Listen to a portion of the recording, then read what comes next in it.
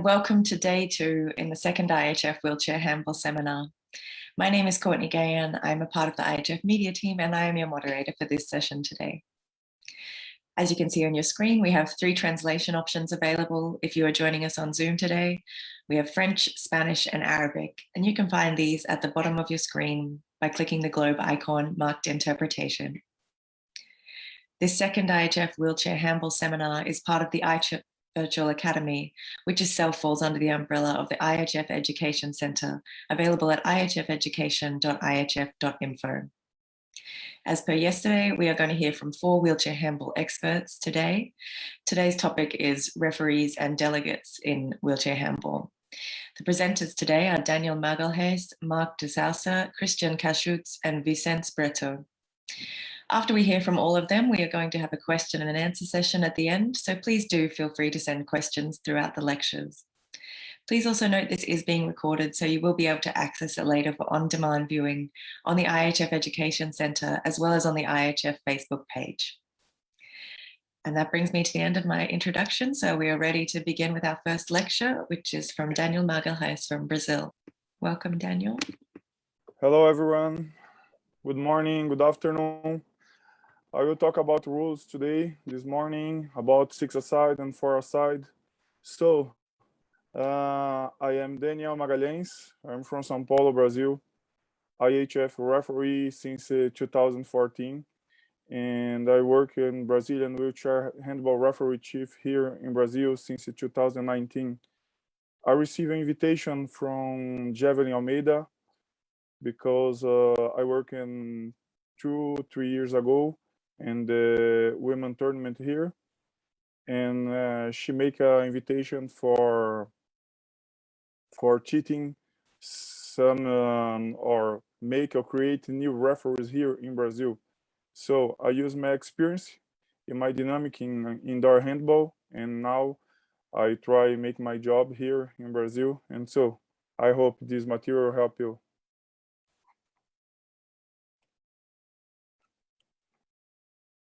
So, the 6-a-side, I will talk the difference between indoor handball and wheelchair.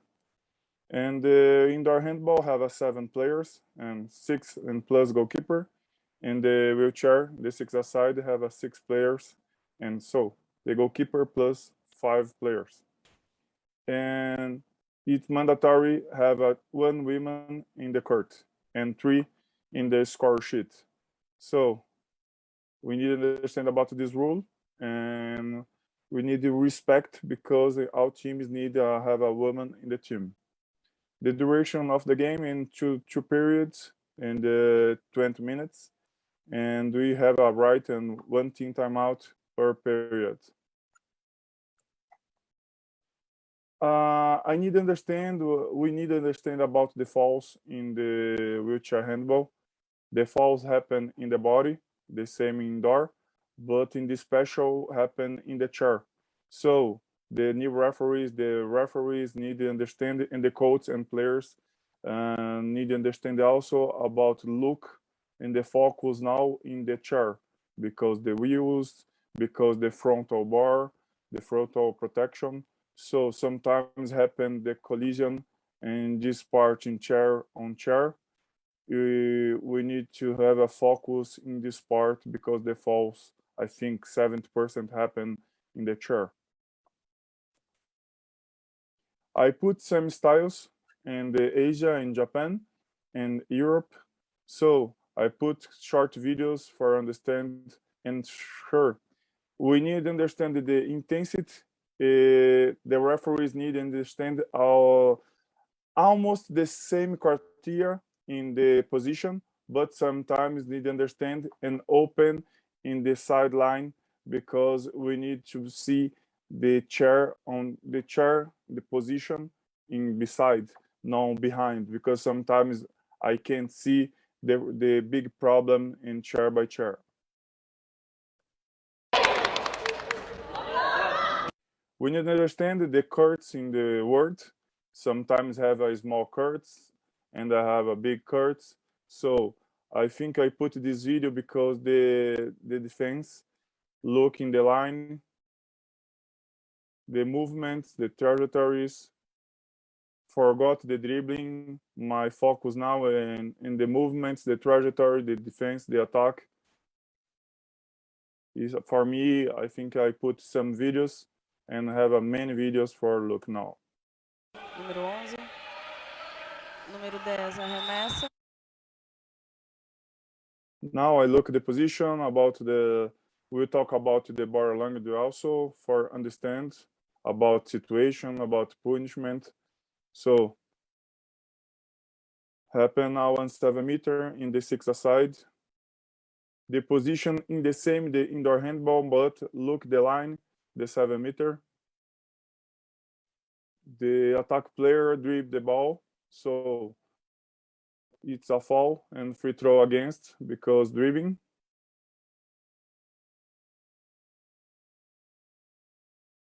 I think it's the same criteria in the punishment in the 6-a-side. We have a yellow card, a 2-minute suspension, disqualification, and team timeout, team penalty. And Daniel, we have a right in two suspensions, okay? 2-minute suspension during the game, the same in the indoor handball. The difference here in the 6-a-side, it's about the team penalty. It's a foul when a goalkeeper or some players try catch the ball and get up in the chair. So this is a foul. It's have a clean chair to score, or some foul. It receive a 7 meter, and so this is a big punishment against the team. And so in the 6-a-side, it's like the same the indoor handball. So the punishment, the criteria punishment, I will talk about in a few seconds, but I explain first about and compare the beach handball and wheelchair 4-a-side. So the rules, it's like the same. In the 4-a-side, don't have a contact. In the same, the beach handball, don't hold, don't grab, don't push. I think this part of the game, the handball 4-a-side, is very faster. So have a different rules in this game. The principal difference between both: don't have a goalkeeper. All players can be goalkeeper. So player 4 against 4, and each player can enter in the goal area and make the paper like a goalkeeper.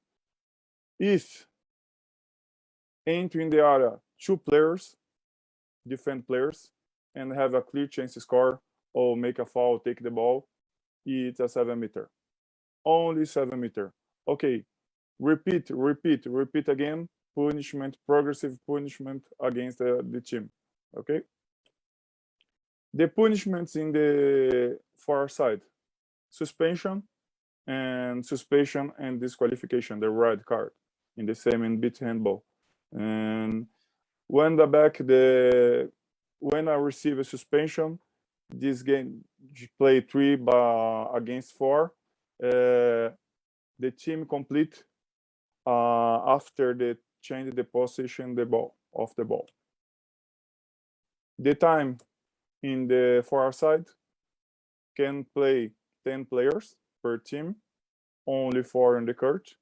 2 sets in the time, it's 10 minutes. In the case, if the period is tie, play golden score. If keep tie, and after 5 minutes in playing, I have a shootout and 5 shootouts per team for win the set. If the sets 1 by 1, we need to play the third set, the shootouts, 5 players. And so this shootout start in the middle of the court and like a counter attack, and they play dribbling and shoot in the goal like hockey. And the functional classification in the 4 aside is 12 points, in the 6 aside 7 points. The goal post, it's like in the height, the 1.7 meter, by 3 meters. So be careful because the protection don't have a net protection here. If you're having your court, put or take off this net. I saw now in some courts have a protection here on the floor, so put it here in behind. In the six-a-side, the ball of the size number 2. Okay, you can't use glue in both in 6 or 4-a-side. Okay, in the 4-a-side, the ball respect the age, so we can use the 3 balls. I put some videos for watching now.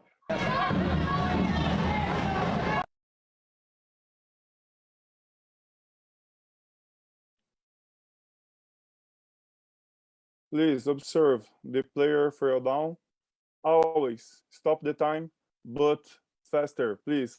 Authorization to officials and help this player and back to the bench. If the straps it's open, please ask for player change because the time. I think that the game is need dynamic in the game. It not stop too much for arrangement the chair. So ask and change and back later. In the far side, look the movements. I think I put again the movement in the dribbling, the fail down, but later this player back to defense. Look at the conflict between Argentina against Brazil, back to defense, and look at the block. Sorry, look at this block. This blocks it's normal in the 4 or 6-a-side, and have a superiority here, or 2x2 or 3x2. Okay, but the referees need to see this block is legal or illegal. And I put some examples in Go using spin or turn 360.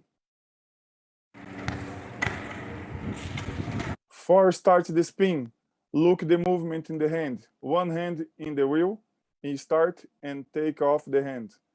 You can't use later. If you use the hand later, this is a foul and stop the game.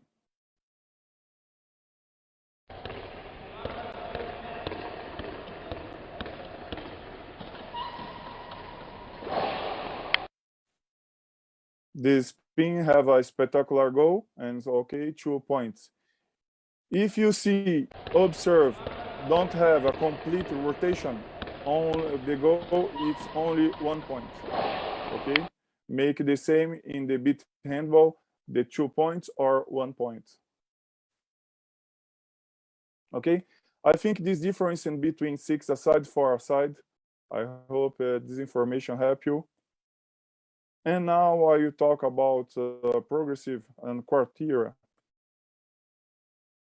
In the same indoor, we need to see, you need to observe the position of the body or the chair. So, in the beside, we need to observe part of the body involved, and the arm, the trunk, the legs, the chair, the wheels, or back. The intensity sometimes happen, but don't forget our sport, it's clean, it's fair. So this collision, please be careful because it's dangerous in the wheelchair. But now I will put the video, it's explained for you.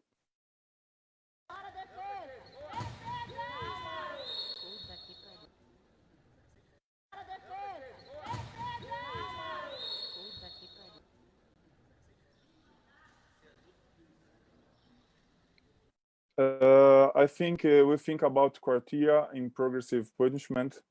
1+, 1 mix, and position, part, intensity, and effect. Look at this movement in between attack and defense. So sometimes we need to stop this situation. Sure, in this situation, I think in timeout and make a protocol, and I think a red card in this situation for clean the game. It's a low? No. So sometimes we need to observe and respect and chair by chair in front and beside or behind. So behind and beside, we need to look at the yellow light and use the progressive punishment against the players. I put some suspension for our side. We need a goal, Argentina. And look here, Brazil against Argentina back and using the offensive blocks. But have a reckless here. Look, the player touching beside in the wheels and failed out the player from Argentina. Look at this offensive foul and 2 minutes to Brazilian player, okay?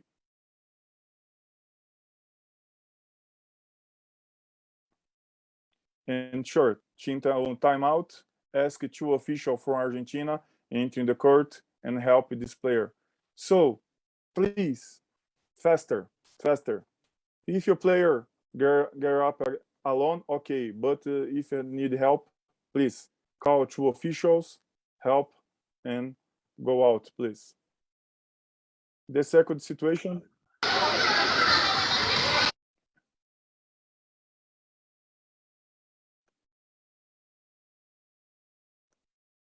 The second situation, the player look the ball, don't have a time for a break, and this white player, the white team, arrive late or collision beside and frontal bar. Look.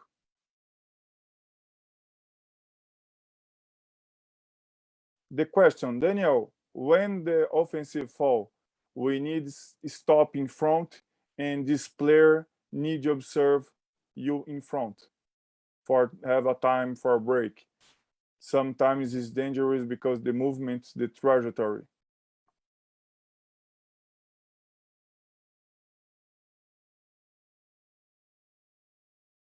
And now some examples in the six aside. O árbitro sinaliza passivo. Yeah.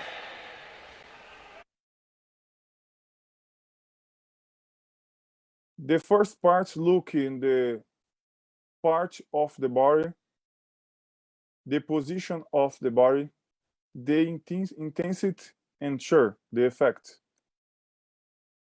Look, behind, touch in the back, fell down. The both players, this player get up alone, but this player need help. The player help, okay. But timeout, this player need a suspension, 2-minute suspension, because touch in the back, okay. Please, punishment. This is important in this game. He's very late and lose the ball.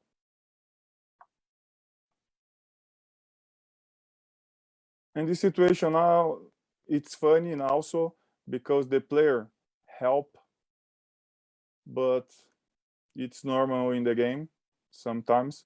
But look this movement. If you not help this player, please time out and authorization to official and help this player. This is the same video, but now I repeat, this is a red card. This is very dangerous, the faster in the movement and the side. And so, not only dangerous, but the chair is very expensive. This movement, it's like rugby, I think, but be careful.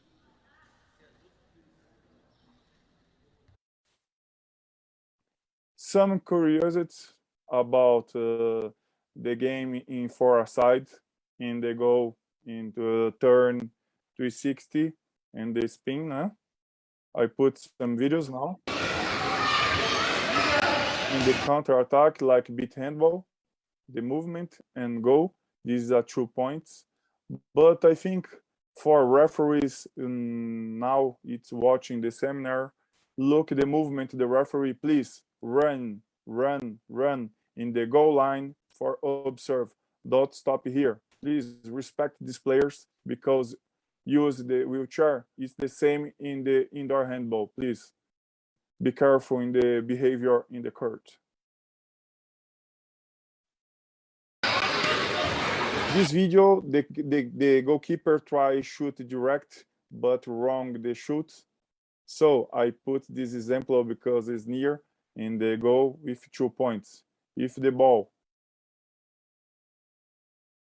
entering the goal, the value is 2 points, okay?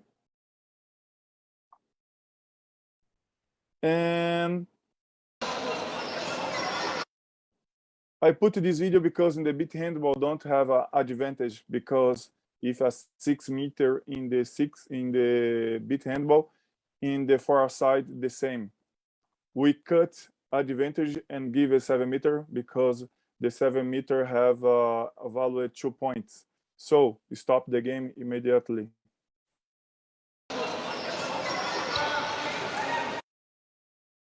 Receive contact in beside. Look, this is a 7 meter. Stop the game before. Okay, go 1 point, but stop here. Have a 7 meter, 2 points. In compare 1 point. And now I will talk about wheelchair. We need to observe is mandatory, depend of classification, but the straps in the trunk, in the hip, in the knees, in the legs, or in the feet. Okay, please, we need to understand about this rule and respect, because sometimes happens some situations is very dangerous and the player take advantage, use the foot for hold another chair, or in the situation 6 meter between defense and attacker, can be sometimes use the leg or use the feet for hold the another chair. So the referees, please make a new position, not traditional position indoor. And okay, position now, it's open in the sideline, and I can see the chair, the vision, the look, and beside nor behind. So look some videos. I cut a video about this movement.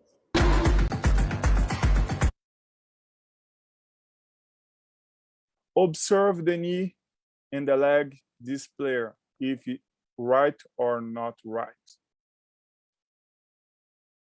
Look the height, look the feet.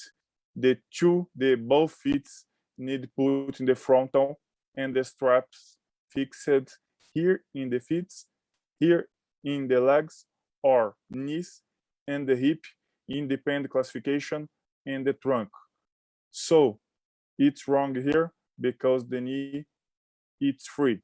It's dangerous for him because can have a collision chair by knee and the injury during the game. So please, the referees, the delegates, we need to observe this moment about the legs. The principal referees, this is not the goal, it's invalid. So free throw against, and please, the substitution and arrangement your legs, fix it, and back to the game.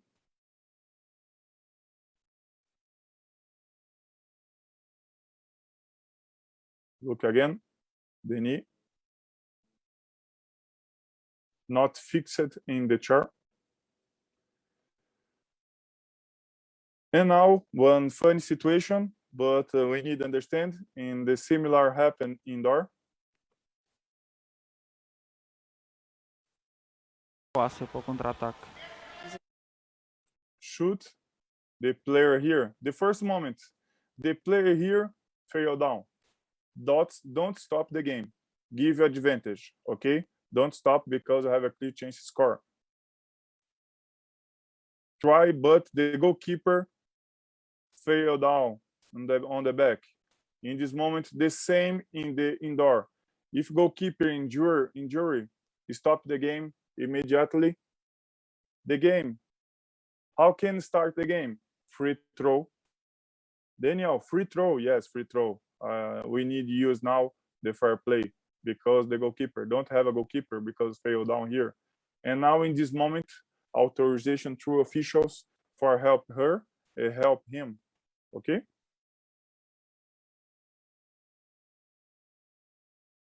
Not possible goal in this situation.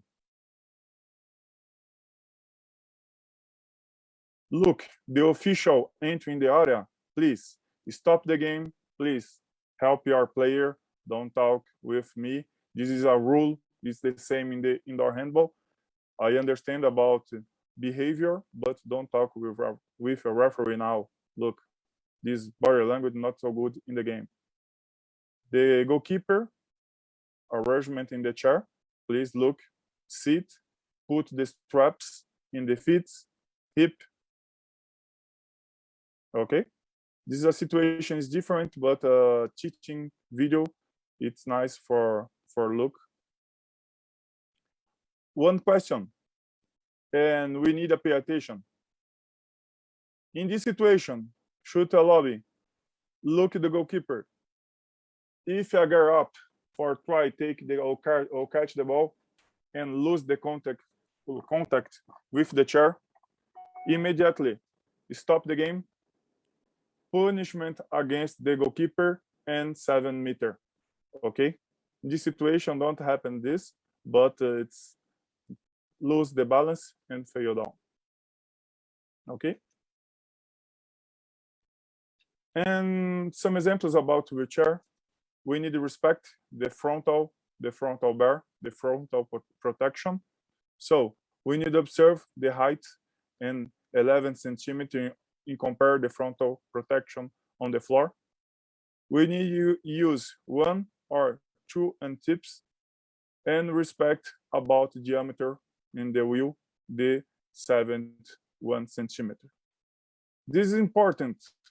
Now look the seat, the top and the top on the floor having maximum 63 centimeter. Okay, I put one example.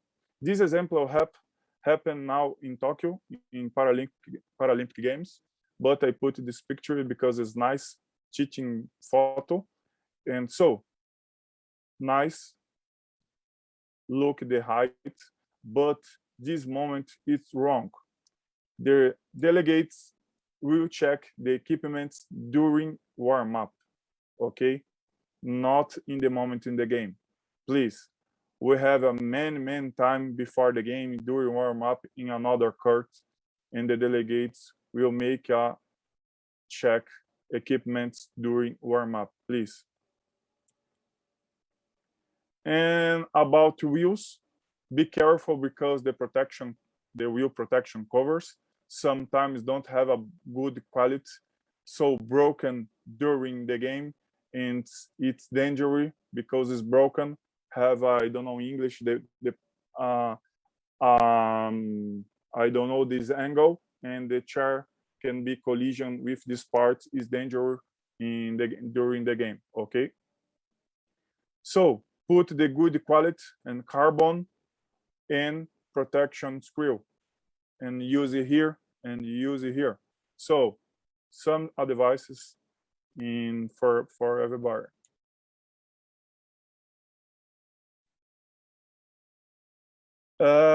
I talk about movements and trajectories. Look in this movement. Seleção portuguesa e mais contra-ataque. The goalkeeper give impulse and make a collision with the attack player. Look, the player don't have a time for a break and change the movements, change direction. So be careful. Using fast break is very dangerous and have a progressive punishment. So this player need to look and have a time for change direction because this collision.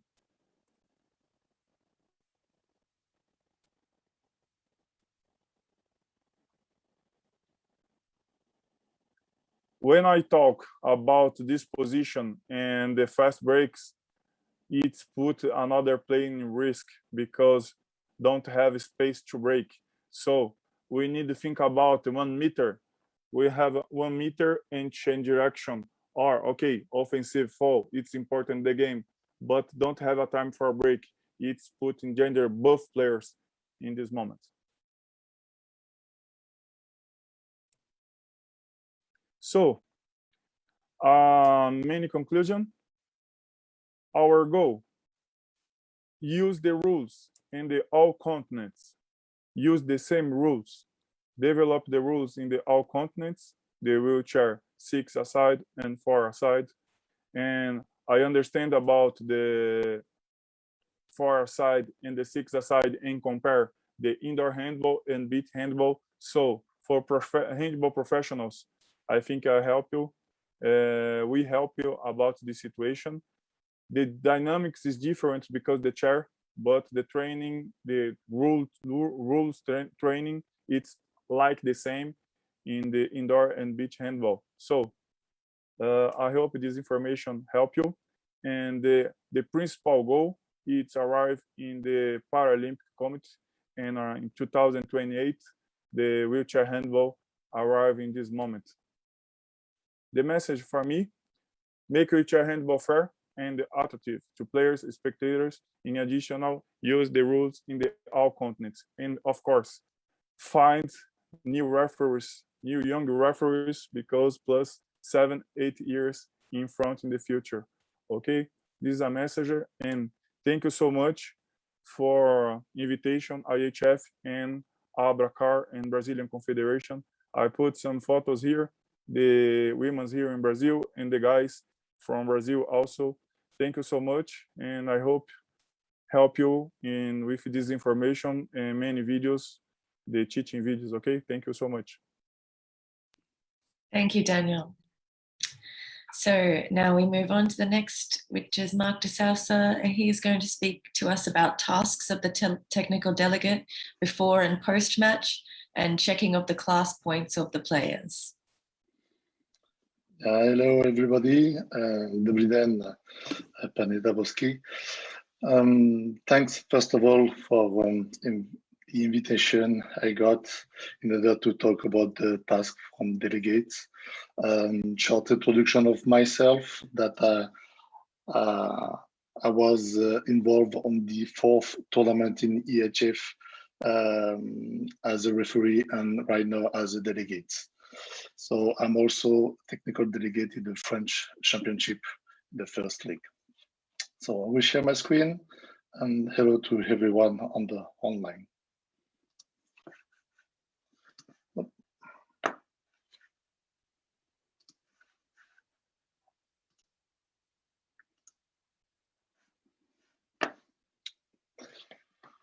Okay, I hope that everybody can see it. So I will start to discuss about the task of the delegates, but we have different kind of activities. So we have a technical meeting, then before the match, during the warm-up, during the match, and after the match. So technical meetings. So basically, we try, first of all, to fit as much as possible as technical meeting from the indoor handball. All we know that we want less difference in between indoor handball and wheelchair handball, because we are facing in front of sports people, professional, on the past, and they want to be considered as a normal player, and they are normal player, let's say. They have only the share, but all the rest, all the rules, all the task has to be similar as the indoor handball. So during this technical meeting with the whole team from the tournament, so we are presenting the team members and the referees and the organization staff, from the delegates, from the Gatorade, from the accommodation, and so on. First of all, regarding the organization. Then if we are talking regarding delegate activities, so for sure we have to control the ID from each team member according to the official squad list, which was provided before. And then all that it's controlled. We also control the national anthem, that we will not have any issue regarding the official match game. Can be a bit tricky if we have some wrong national anthem. And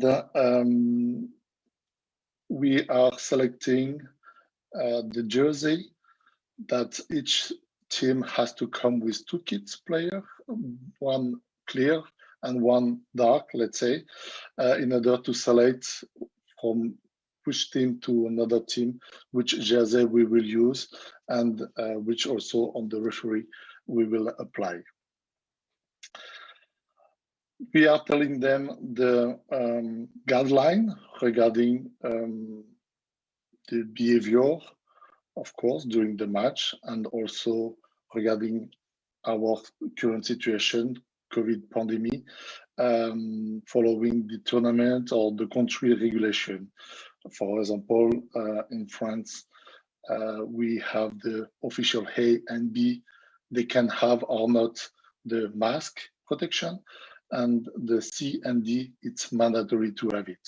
So this is on indoor, but the tournament, World Championship, European Championship, or the local country regulation has to be applied, of course, and the delegate has to mention and control during all the time, warm up, during the match, after the match, let's say, activity during the court when they are taking and to take care on injury that they have for the C and D, the mask on the face.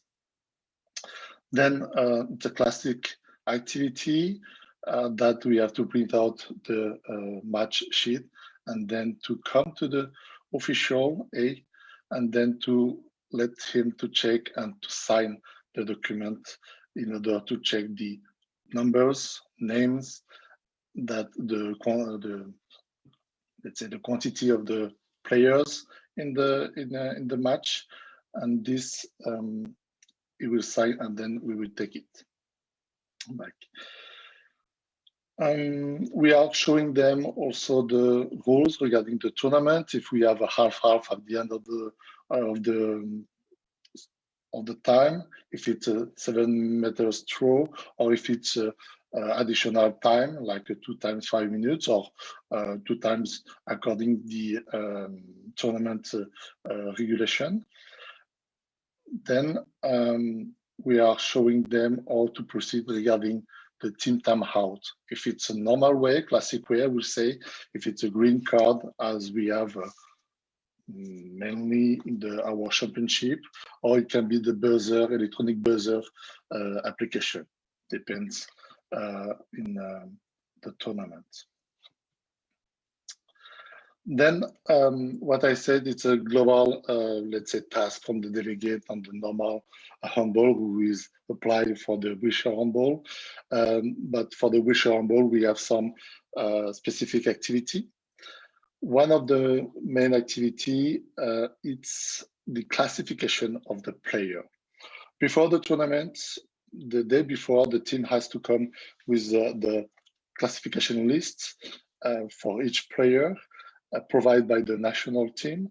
And then we have a classifier group which is in charge to control this list, to check each player, and then to approve if it's according the list they got from the national team. For example, if this player, you can see on the picture, she has a green classification, means for us it's a 1 point, and then the classifier group will approve that this person, this player, which is a lady, will be for the tournament, world tournament, classification 1 means 1 point. Then we are showing them this classification label has to be really well visible on the wheelchair from the back in order to let the team behind the delegates controlling that we have correct points in the court. Do this classification level, let's say. Quickly on the classification, we have in the European tournament 4 types of classification. You can see here from class 1 to class 4, green, yellow, blue, red, which is also class 1, 1 point, class 2, 2 points, class 3, 3 points, and so on. That the indication, it's really important, as I said, in order to check that the point on the court has to be all the time followed by the national team. Today, we specify 17 points on the court, and then the official team from each national team has to make a strategy according to this number of points allowed on the court. During the technical meeting, we refresh and remind them how to proceed, of course, as David said just before, that we have to get all the time one female player on the court, and they have to make the strategy accordingly. Then we show them quickly all the assumptions possible in order to make the substitution. Means if the lady from the court, if you have only one lady from the court, is making a substitution with another player, has to be all the time a lady, because we need a lady on the court. If it's also 2 points getting out, has to be 2 points getting in, till 17 points, of course.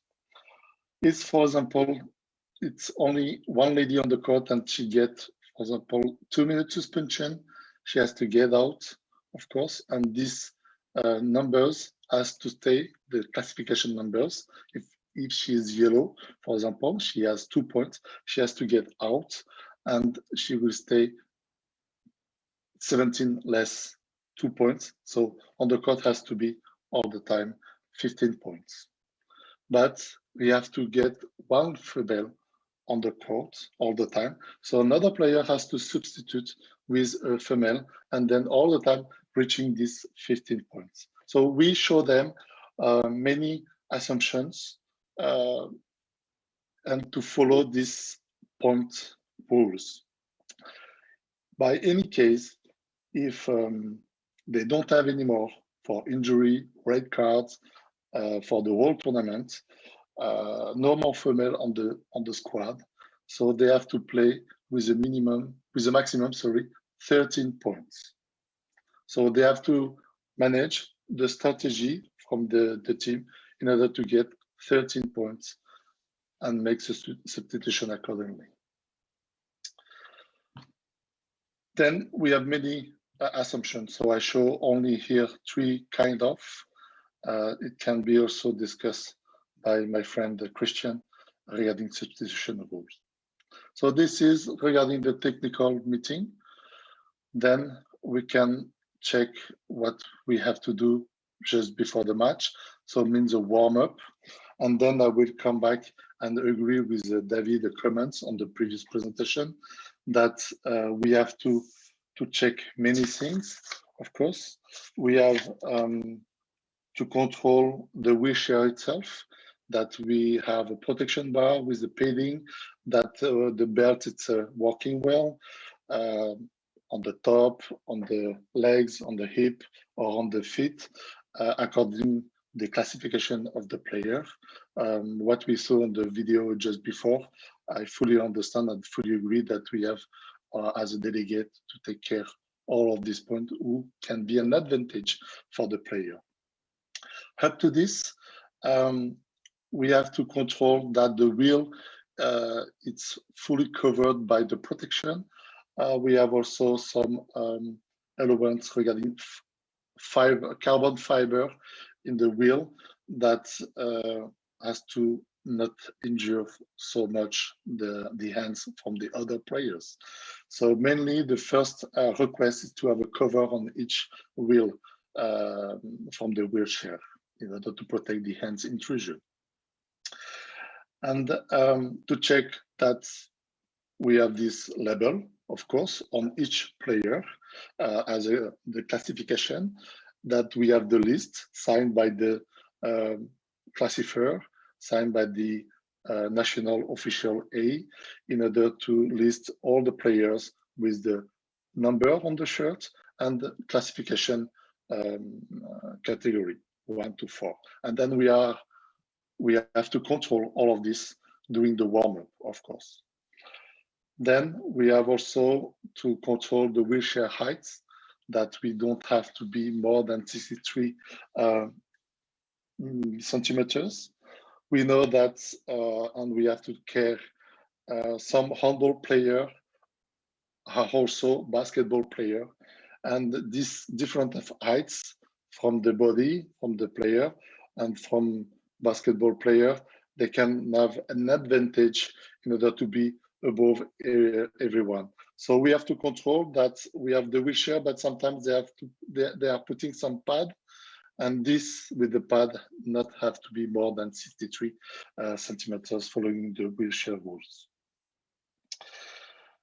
Then regarding the court, we have to control the goal. So if we have a reduction, 30 centimeters, so normal handball is 3 multiplied 2 meters. In the wheelchair, it's a 3 to 1.7. So two way of that.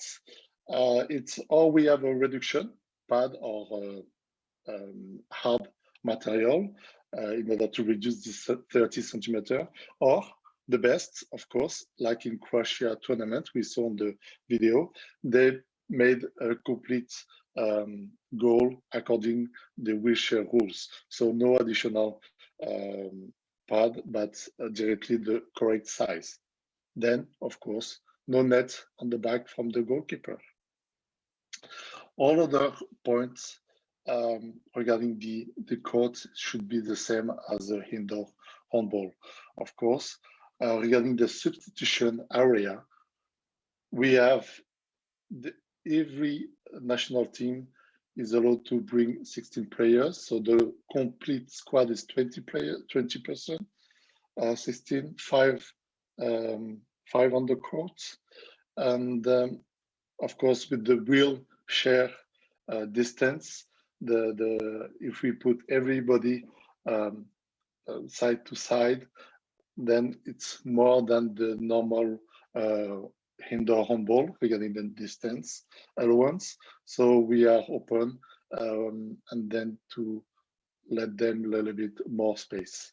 And we have to put 4 chairs for the 4 official at maximum. This is the before the match. Of course, we have to take care that they don't have any collar, any injury, spin into the hair in case of they can take it off or injure their hands. Also, some kind of bandana or some kind of cover on the head can be allowed, but without any possibility to take it. It has to be really fixed and under the shirt, of course, in case of. So then we need also short things to be sure that all the flags during the warm-up, or it should be also before the warm-up during just after the technical meeting, all the flags should be in the right position. We have official documentation. It happens in the let's say indoor handball that some flags like Slovenia or Serbia, they have a specificity on the logo, on their logo, and then we have to put it in the right position according to the IHF or IHF regulation. During the match, mainly the activity, of course, it should be the same as much as possible as a indoor. As I said, we need to consider them as the same with a small specificity, but everything behavior from the players and official has to follow the normal handball rules. I will not say indoor or wheelchair, but normal handball rules. So if the official A, B, C, D, they are not respecting the rules, of course, we have to highlight and punish if needed, of course, regarding the behavior in front of the referees, in front of the timekeeper, goalkeeper, or the delegate, or another team, or the audience. They have to follow and to behave correctly.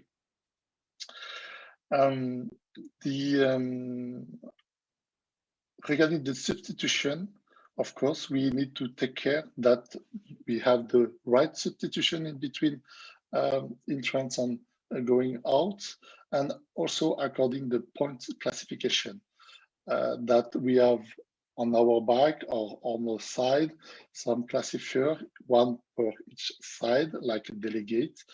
The highlights, if the substitution is not done correctly according to the points allowed on the court. The right substitution, like first going out and then going in, it's a delegate who is managing this, but we have this warning person who is telling us, yes, it's correct, substitution regarding the point classification is correct, then we can continue the game. Of course, we are like a partner, we are like a team, also with the goalkeeper and timekeeper. So Christian will come on this point after that. But we are all team to check if the substitution and point according is done correctly. The technical delegate should also appreciate the respect of the substitution regarding the space. As all we know, we are not one person, but we are one person with a device, a wheelchair. And then sometimes when they are changing into the substitution area, they can, with a wheel, without any advantage, without any control, they can cross a little bit the line from the court, but we can see that it's fair and it's just the way to manage correctly the wheelchair and to be in the right position, waiting for the right substitution. So on the normal indoor, we can be like really attentive and then warming to the player or to the official, like careful, you are stepping in. But this, of course, without any real intention, we have to be fair with that. Also, regarding substitution, we have to take care about the female player that all the time has to be one on the court. So we had, fortunately, once during the tournament that we had a substitution and then this doesn't work well and one man player came inside the court instead of the woman. Then this is a wrong substitution. Then the delegate has to highlight the referees in order to make a sanction punishment to the head official who has to manage correctly their team and to make the right substitution with the right person and with the right point classification. And all other points regarding behavior, as I said, has to be followed correctly regarding the team timeout, also to respect the process about the 50 seconds, and also to be sure that for example, we saw on the video that during the injury of the player who fall down with the device, the referees are asking 2% from the national team to come inside in order to help.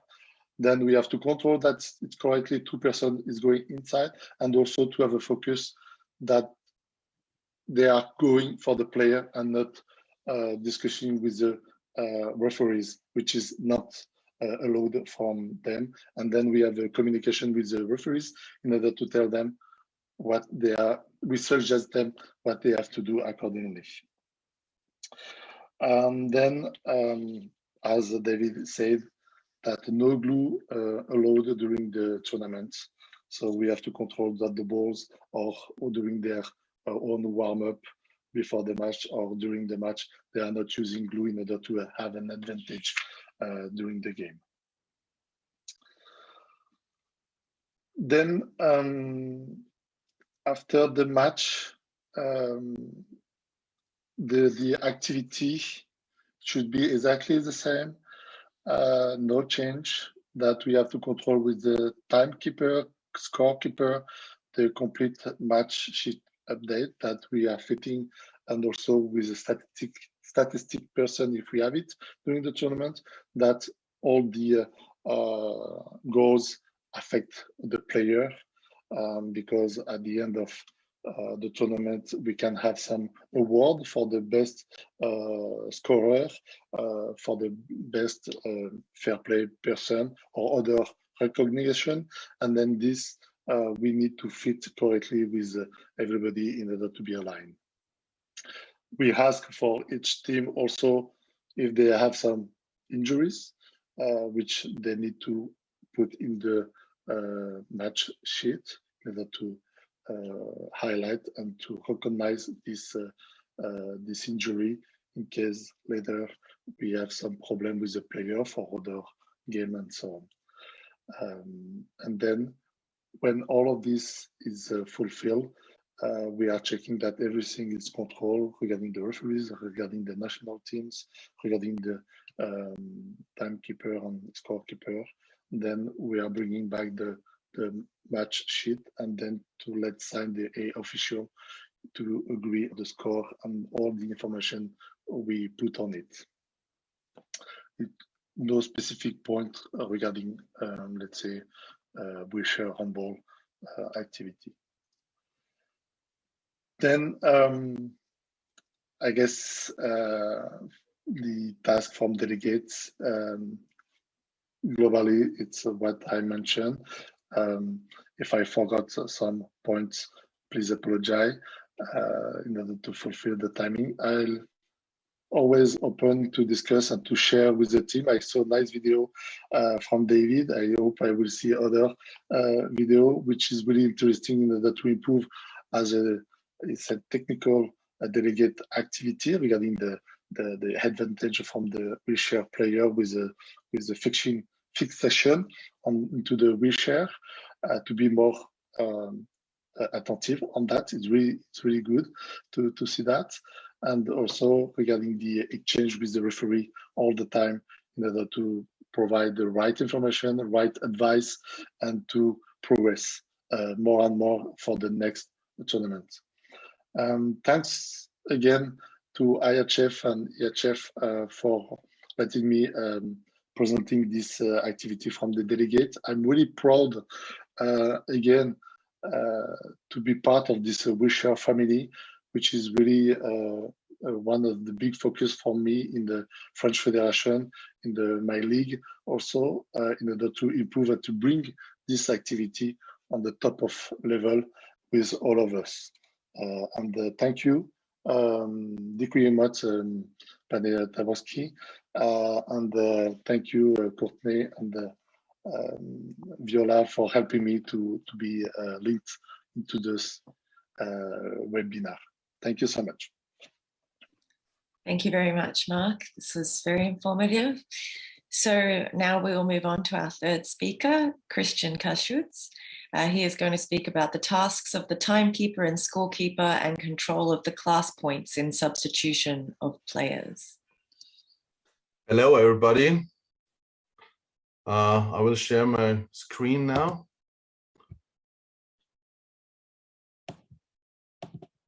Okay, I think it works.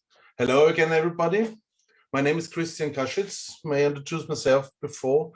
I have been an international referee for IHF and IHF for about 16 years until 2010, and got in touch with wheelchair handball during my career as referee and after stopping my career as a delegate in all of the tournaments organized by IHF in Europe. As I know Mark, in the past, I knew that he will go very deeply into the material, and so most of the points I have chosen for timekeeper and scorekeeper and the work of the delegates are presented by him now in his in this last 30 minutes. But let's start again with my presentation. Okay, it doesn't work. Yeah, now. So first of all, why do we need the people at the table? It's very easy. In handball, it's a very fast and tough sport, and there are so many administrative tasks for so many people not playing directly, handling with the ball and playing it. So we need some help from outside for the referees, because for them it's impossible to count the goals, the time, to the substitution, and so on. And all these points are now in the responsibility of the timekeeper and scorekeeper, especially if they have no help from a delegate. And the second point is that timekeeper and scorekeeper are part of the rule book in handball. And in wheelchair, they have some more tasks to fulfill. But let's start first with the rule 18. There it is written what the tasks of the timekeeper and scorekeepers are in detail. As the name says, the timekeeper is responsible for the playing time, the timeouts, the suspension time of the players, and so on. The scorekeeper, on the other side, he's responsible for the team roster, the score sheet, entering of players, they will arrive during the match, and both of them are responsible for the substitution of the players. And other tasks, such as the control of number of players and the officials in the substitution area, they have, sorry, wrong way. If there are some mistakes by the teams in substitution, or as Mark pointed out with the classification points, they have to interrupt the match, and we have a suspension or a punishment for these teams.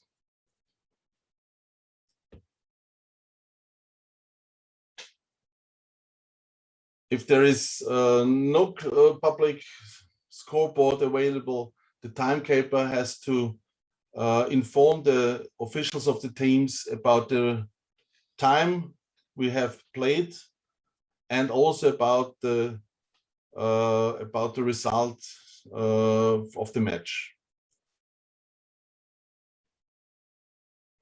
And another very important point is that if we have no official suspension time at this we have no suspension time at the official scoreboard, the timekeeper has to inform also the teams how long the suspension will be, and he has to write something on a sheet of paper that this will be clear and without discussions during the match.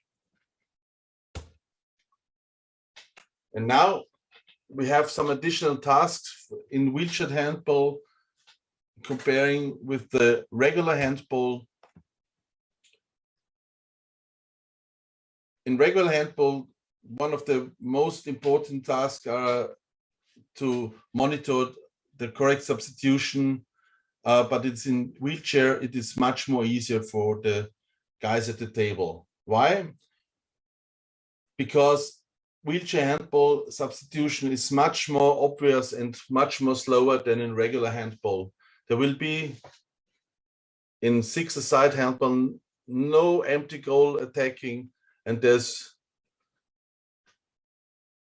a lot less, and there are less players on the court compared to a regular handball. So you have much more time to observe this as a scorekeeper or timekeeper. Now we're going on to the checking of the classification points. The most important tasks of the time and scorekeeper are the checking in together with the delegate, the correct summary of the classification points. Before the match starts, get a list, that's my hint, get a list with the numbers and check classification points from the teams. Let the responsible team officials check it again before the match. Ask them before the match about the starting team. I know it's not written in the rule that they have to do this, but it's a big help for you at the table to do this before the match. Check the summary of each team's classification points and don't show the referees a signal that the match can start before you're finishing with checking everything at the table. That's very important. You get in a really, really big stress situations if this match started and you are not finished there. During the match, there are also some additional tasks for the time and the scorekeepers. And that's the next point I will, or the next hint that I can give you. One person controls one team. So the timekeeper or the scorekeeper are controlling the team in the substitution area at his side.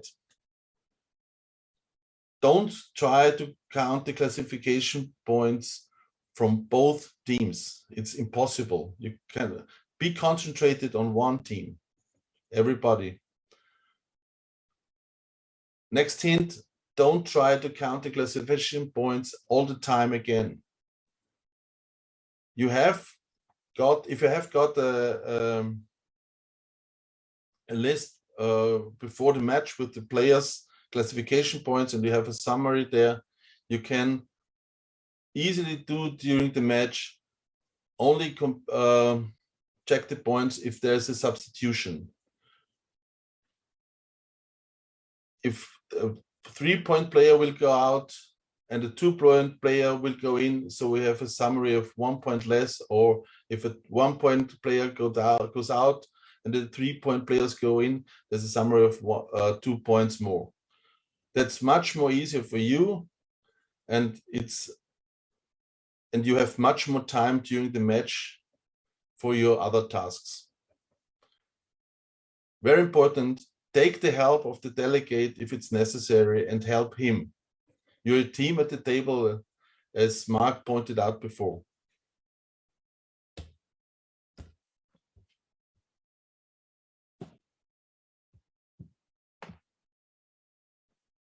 Finally, we can say wheelchair handball gives you more time for your normal work at the table, but take it not too easy, because you're not so easily coming in a stress situation.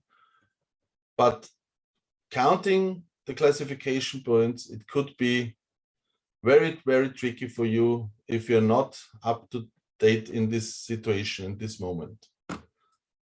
I know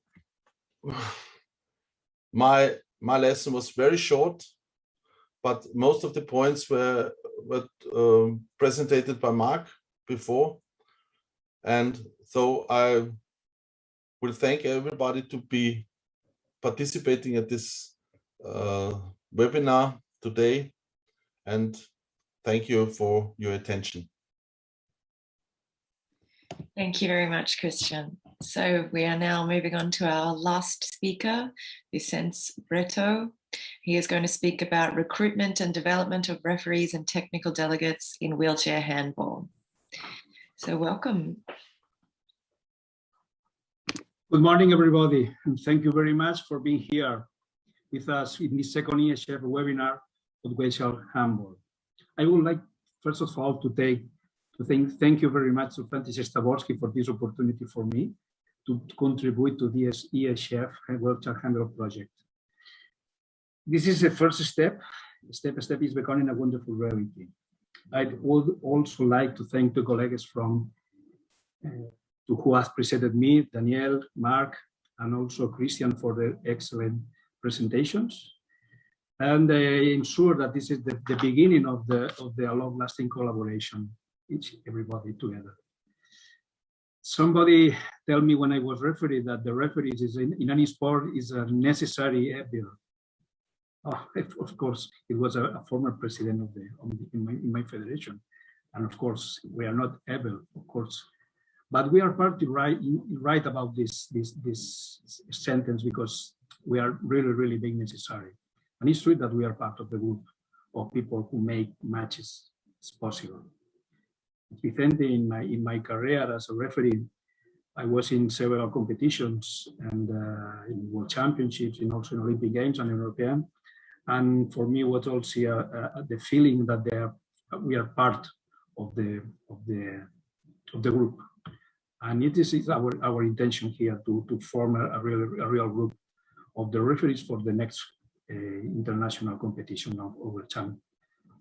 Well, I may compare my papers here.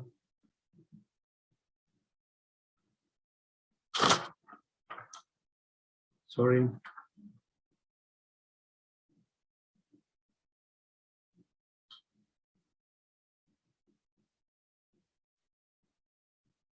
I will not compare my. Sorry. You can put my presentation here. Here. Yes. Yeah. And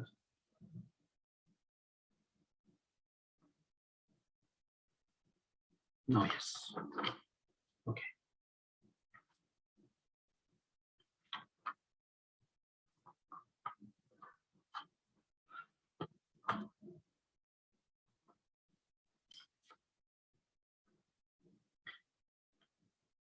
I don't think that we don't want to invent anything that has been done before in indoor handball. And nor shall we forget previous experiences and competitions that are already being held in many parts of the world.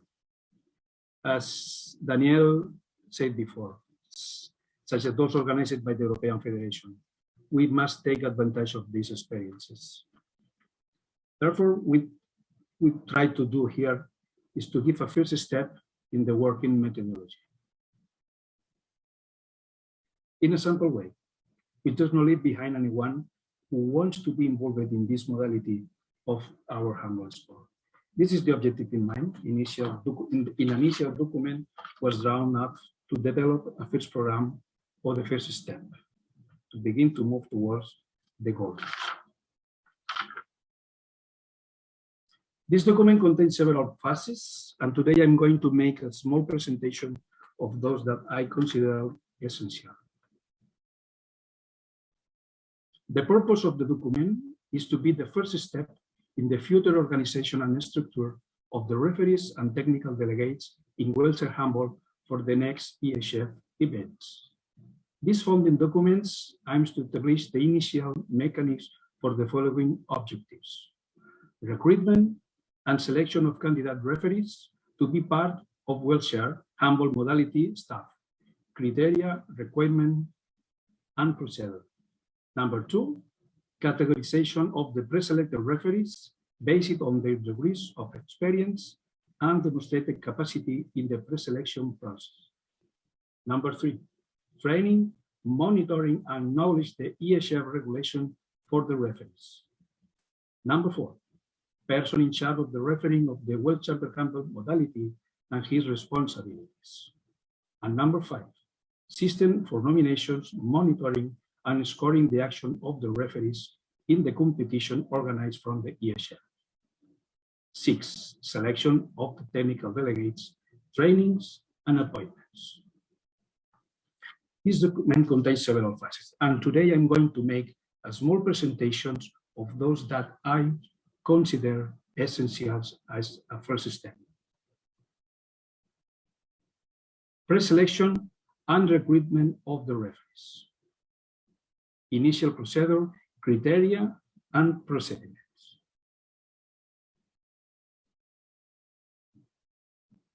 Initial procedure.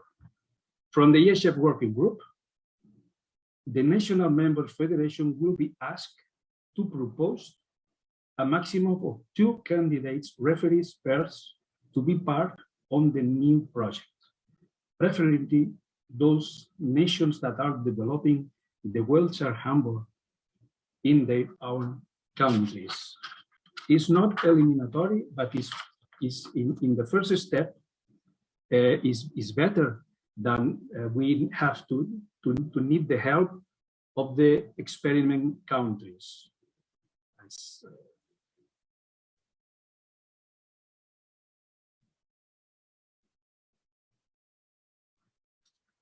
The pre-candidates must meet any of the following requirements.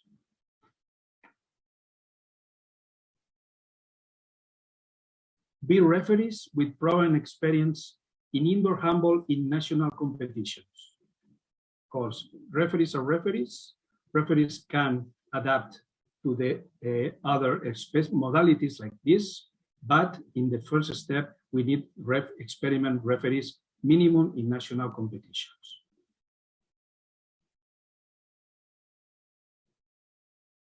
Second one, proven experience in wheelchair handball will be possibility valid. It's not essential, it's not eliminatory, but as I said before, we need it's better for us if start with expert referees in wheelchair. And in addition of this, in addition to the requirements listed above, it will be essential that one of the members of the proposed couples must be able to communicate adequately in English.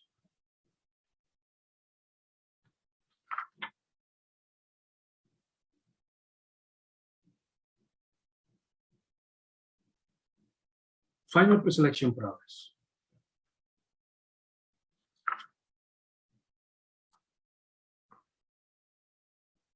Training, activity, and ranking.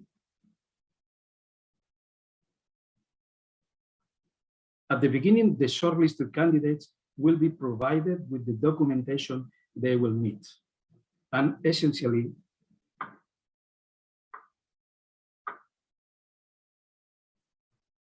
with the IHF rules for their student, and two modalities, 6-for-6 and 4-for-4 for their student.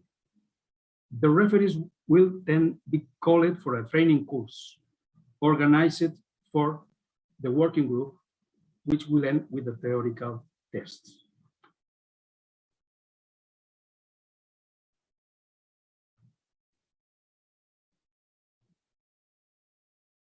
The result of the test will serve to develop a first ranking among the candidates.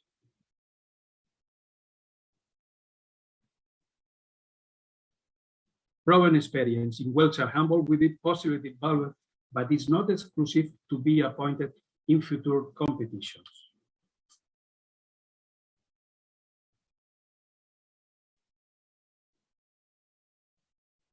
IHF referee status.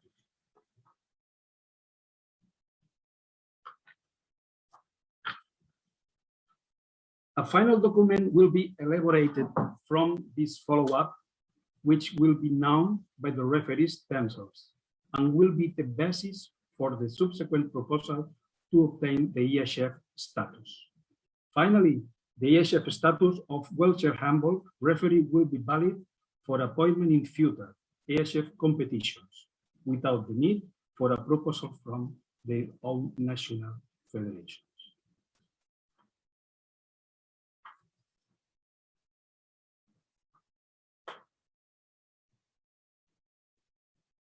Training and monitoring the referees.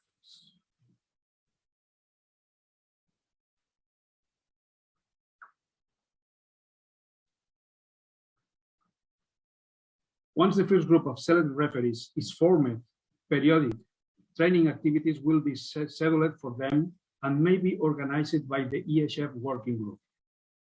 These training activities may also be carried out in the same place where the competition will take place, with the referee selected for the event. These training activities will have to include, in principle, the following topics.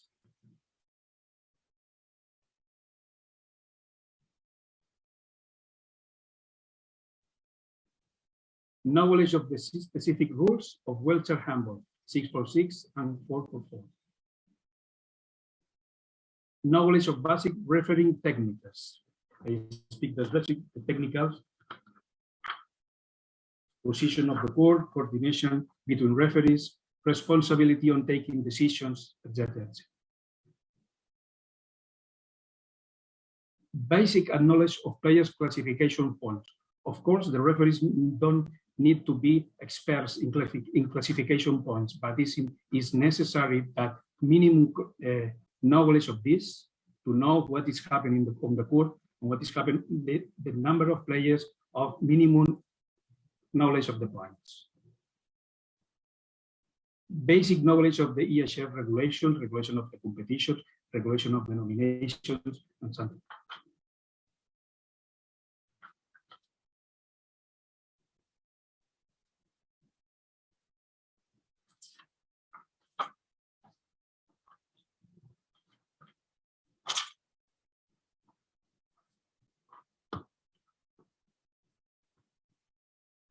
Selection and task of the technical delegates. This is the last part of my speech. It's a small speech because it's the first step of this. As Mark said before, technical delegates must do work as the chairman of the wheelchair handball working group. We seem to have lost Vicente for now. I'm not sure. He must have had some internet problems. So we'll just work to fix that and try to get him back online. Also, maybe you can start with some question. Okay. Perhaps the other presenters want to come back, turn their videos on and so on, so they can help with the questions. So we have had a few questions about the classification of the players. As Vicente mentioned, this is maybe a bit more specific. I'm not sure how familiar all of you are with these classifications, but are you able to elaborate a little bit about the classification system for the athletes? Somebody from my college would like to answer, or I have to do it? By the start, I would like to tell that classification is not the easy problem.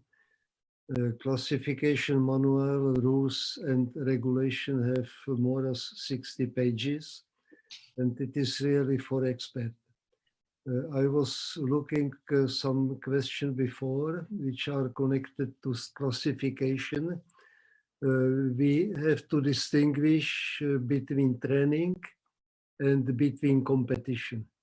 In training, of course, we can use inclusion, that people with handicap can make training together with the people without handicap.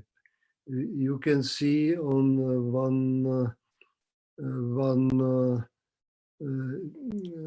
slide, one presentation by Daniel, that one person which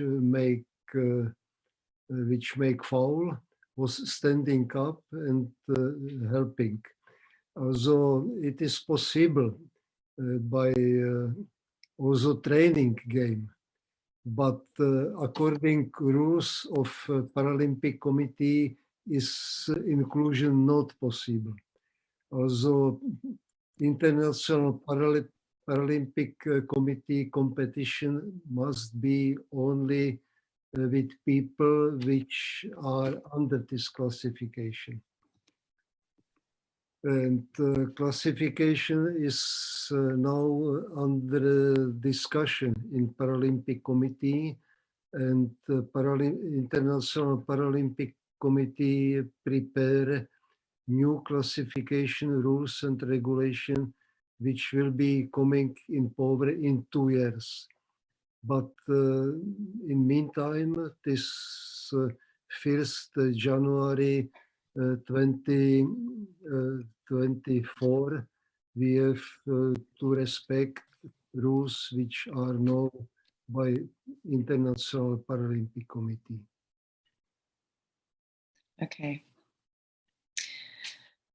I don't know if anyone else wants to comment on this topic. We haven't received so many questions yet, so please, participants, please feel free to send questions through now, as we are trying to address those now. I do have one question, a question about punishments. Somebody asked, what is the punishment for a player who is found to not have the strips properly attached in the chair?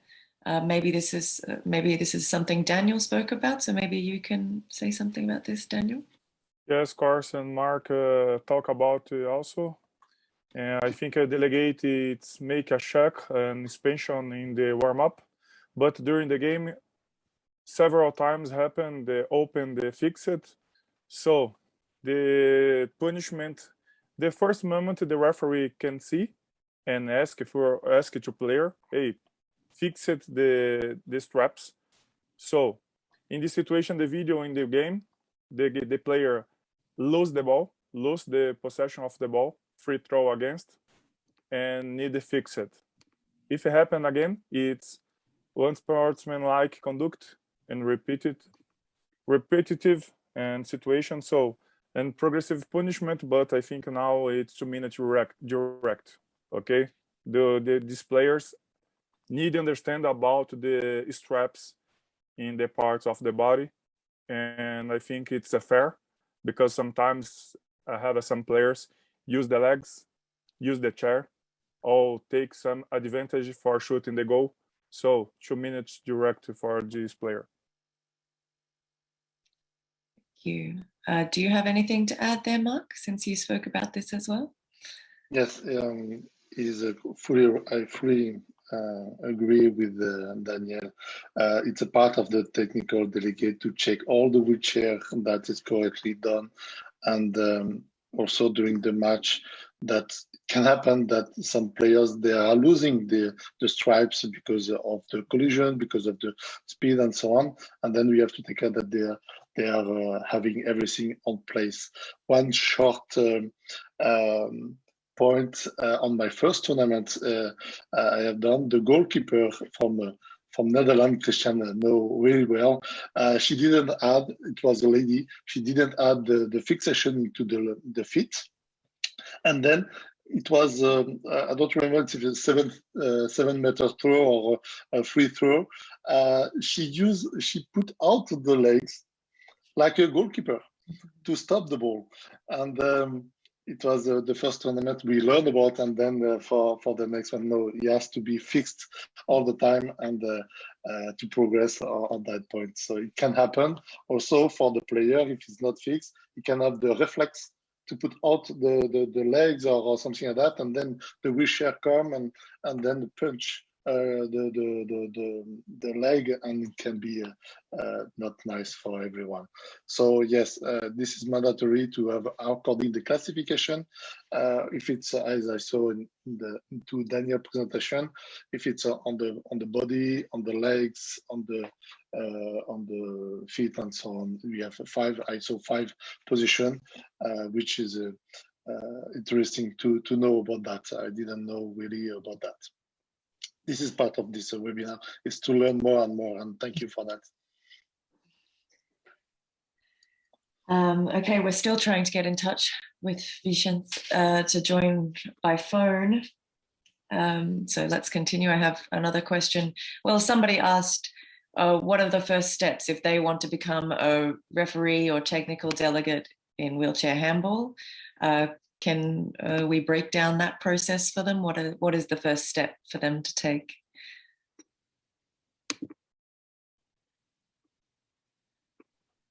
I think this is...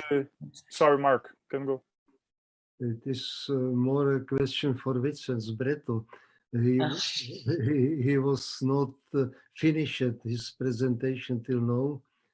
But in this moment, maybe it will be good to mention that concerning rules, it is sure a lot of different questions, and we are on the start. We are very happy in this moment that we have 2 IHF variants, which are for all IHF activities. We don't have anymore this different rules in Europe. In Europe was really different rules in different country. We don't have different rules in Pan America. We don't have different rules in Japan. It was very important steps. But like in normal handball, you can see each year is somebody trying to improve rules. And we will do it sure also in wheelchair handball.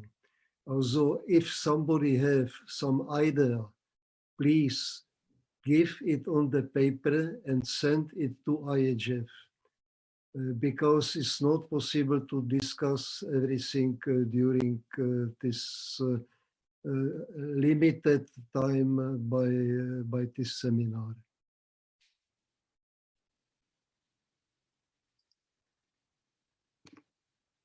Okay.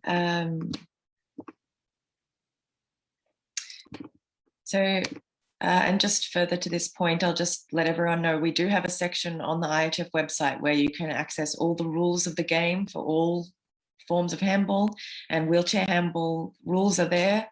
It's just on the IHF website in the regulations section. You can find those there. So we have someone asked that they would like to know more about controlling player replacements in relation to the classification. What are the key considerations? So I suppose this is from a technical official point of view.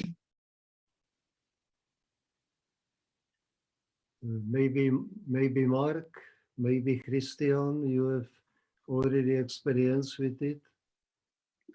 Could you just repeat the question about the classification or the punishment?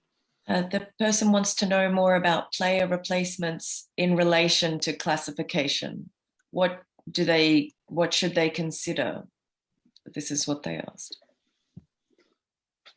In general, we had the experience that the players were substituted as their classification points. So a 3-point player will substitute it by a 3-point player.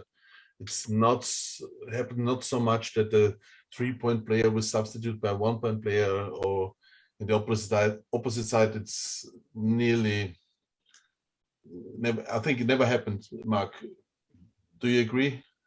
Yeah, I agree. The main point I saw from one of the last tournaments that the national official they have some strategy document with the team according to the points. So the main thing is to have this maximum point into the court.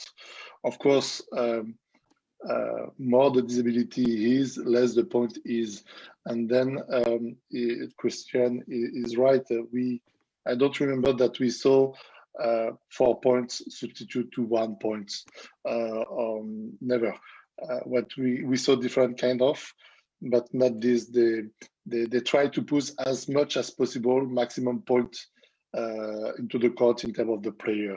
Even some teams they can try to put only four players to get the maximum point, but we solve this topic. But the substitution, usually we control. It can be like a 4-3 or 3-2, or according to the formal way to be all the time into the court. Then they have no choice because they don't have plenty of classification. Maybe they have 1 or 2 classification 1, and then it should be 2, 3, and 4, let's say. And they are making the strategy accordingly. So when they are changing, substituting some players, they are really focusing and to be sure that they have a maximum power into the court in order to score and to win the game, the match.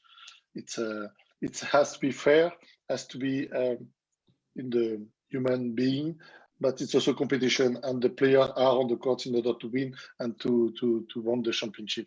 So we have to consider and to be really strict on the rules and making the right substitution.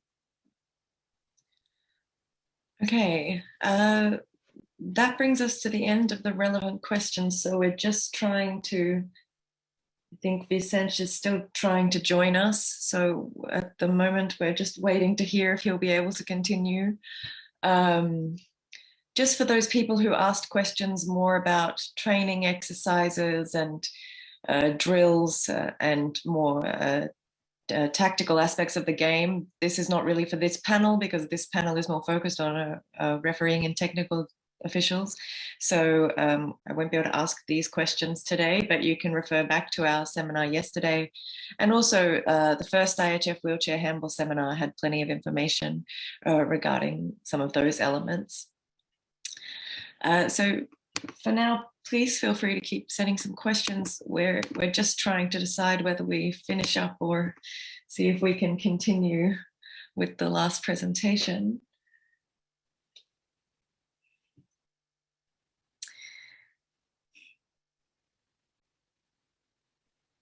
I can maybe react a little bit on the short question to my experience. How I became a technical delegate, it's also ongoing. And I start in my league, in my French federation, to be a wheelchair referee in some tournaments. And I was a national referee in the second league. And then I touched this because my league, and then we need this. I'm also taking care of the DIF Handball championship. And I touch on this sport and to learn also some rules, French rules, which is a bit different on the DHF or IHF. And I had the chance from the IHF to participate on 2 tournaments as a referee. And then, of course, it was a good experience to have in national championships, national federation, some knowledge about the wheelchair, or to manage also the people, or you can see how they are playing or not, the different rules. And then it's really helping to be a referee up to national able indoor handball.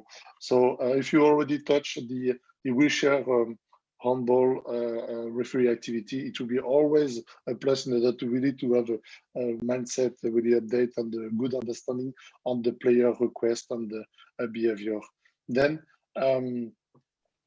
as a referee, it should be like this. As a technical delegate, I would say thanks to Christian, because he trained me, and this is my father in God, let's say, as a on the IHF as a delegate, which I switch a referee to delegate, and then I switch also on the IHF tournaments.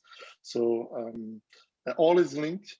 Of course, delegate should know as a normal indoor what the referee has to behave and the rules. We need to know completely the rules as much as the referees, in order to advise, correct, and explain also to the national official what's going on when the referee can make a decision which can be unpopular or to calm down everybody. So it's a big experience. I had a big, let's say, 4 years experience tournament I had with the Christian, and his advice I got during the tournament, which is really helping to progress and to be better and better. And thanks for that.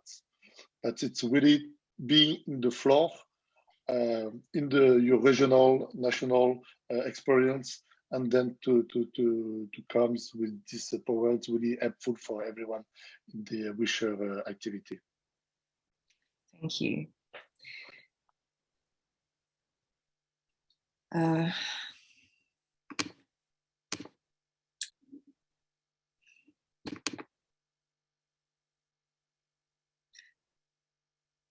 I think that Vicente is not going to be able to continue his presentation, unfortunately. Seems like he has lost the connection. And then if there are no, I'm just checking again the questions. Here we go. We'll keep going and hope he might be able to join us in the next few minutes. So we have another question, a very rule-specific question. In 4-a-side, what happens if the match is tied at the end? Or can you explain how the in a final kind of situation, what happens if we finish with a drawn match? It is very important question, and Daniel, I think you will answer it. Can you repeat the question, Courtney, please? If the match finishes in a draw, in a situation where we can't have a draw like a final. But in the final, the 6-a-side or 4-a-side? 4-a-side.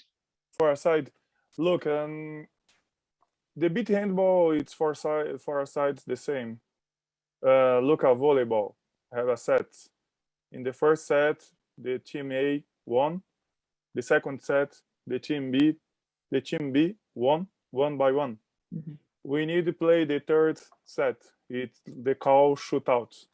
The shootout start and they play in the middle of the court with the ball, starting the dribbling and shooting the goal. And it's movement, dribbling, and shooting the goal. You can put the ball in the lap. You can put the ball or touch in the wheels. It's a foul. This shootout is invalid and lose the shootout. Okay, 5-5, and if keep tie, 1-1. In the similar in the indoor handball and the 7-meter situation. So this is a first situation. If the game, the first set finish 10-10, we need to win one team and have a golden score. The golden score, play 5 minutes, it's keeping tie, golden shootout in the first set for take the win in the set. I think you understand me. It's good. Okay, thank you. Perfect. Thank you. I think it was a very good explanation. Only one remark. Also, during shootout, is possible to make this 2 points shooting. Yes, in the shootout, the same, the 1 point or 2 points. I think the principal, it's the beautiful game. I think Mr. Tabosk love and the beat handball also. And so I think during the shootout can make in the spin, the turn 360. And so you can change in the third set about the points, because I can try 5 shots and try spin during the shootouts. Thank you so much. And our panelists have done a great job, all of our lecturers. And thank you so much to all of our participants for joining us. Thank you very much to the team behind the scenes working on this second IHF wheelchair handball seminar.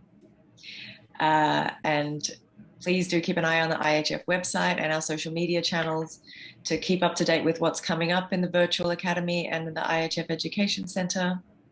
And we will see you for the next courses. František, do you have any last words you would like to say before we sign off? Only thank you very much for all participants, not only for lectures, but also for IHF office, which prepared everything, and for panelists, which was incredible. It was more than 60 people looking this seminar. Thank you very much, and I hope that with people which was so interesting, we will stay in contact in future. Yes, we've received it's a lot of positive feedback from all around the world and a lot of interest, it seems. So that's fantastic. Okay, so I will say thank you once again to everyone for joining us today and of the past 2 days, and we will say goodbye there. Thank you and see you next time.